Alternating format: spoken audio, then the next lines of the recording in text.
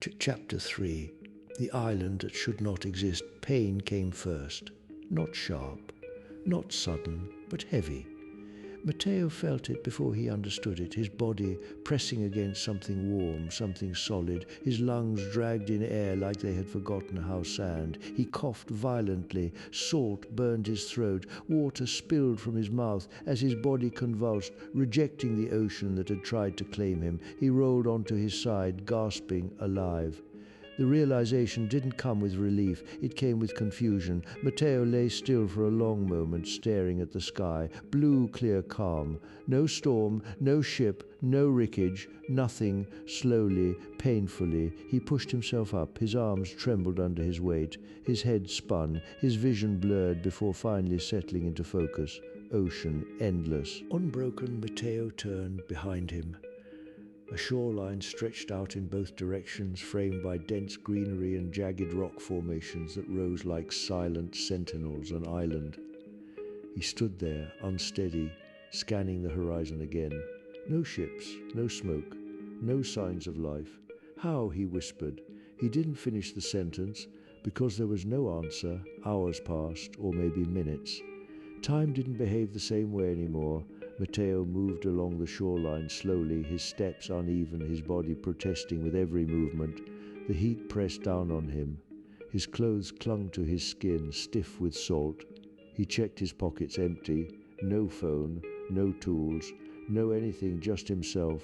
A bitter laugh escaped him. Of course stranded, the word settled in his mind, not dramatically. To not with panic, just fact. Matteo stopped walking, closed his eyes, think he had been trained for problems, complex systems, failures, breakdowns. This was just another situation. Assess, adapt, survive. Matteo opened his eyes again. First, water. The island was not welcoming. The sand burned his feet as he moved inland. The terrain shifted quickly, soft shoreline giving way to uneven ground, tangled roots and thick vegetation that resisted every step forward. His breath grew heavy, too fast, too soon. Matteo leaned against a tree, chest rising sharply out of shape. The thought came without judgment. Just observation. That's a problem, he muttered. He pushed off the tree and kept moving. Birds circled above. That was something. To where there were birds, there might be water. Matteo followed. The deeper he went, the quieter it became. Not silent, but different. The kind of quiet that listens back. He ignored it, focused forward. Minutes later, he heard it, a faint trickle, water.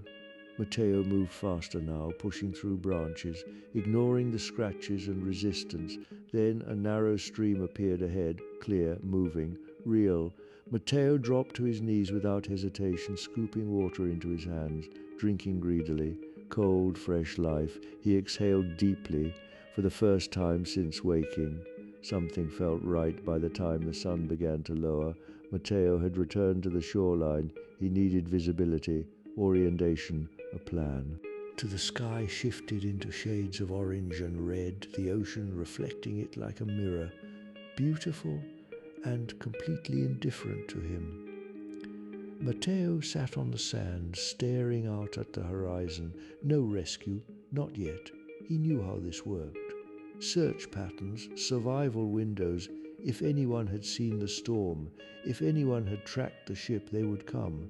Eventually, he just had to last. Until then, night came fast, too fast. The temperature dropped slightly, the wind shifting just enough to make the darkness feel deeper. Matteo gathered what he could, branches, leaves, anything that resembled structure. His first shelter was barely that, a crude lean-to, unstable, incomplete. But it was something. He sat beneath it, knees pulled slightly inward, staring into the darkness beyond the fire he couldn't yet make. The island felt different at night, larger, unknown, alive. Matteo exhaled slowly. "You've handled worse," he muttered, but the words didn't carry weight, because he hadn't, not like this, far beyond the shoreline, far beyond what Matteo could see, deep within the island.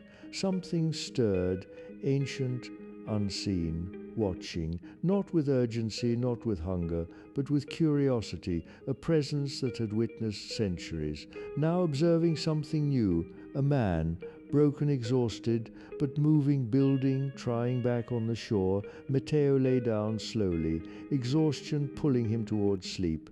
Despite everything, the sound of waves filled the air, steady, rhythmic.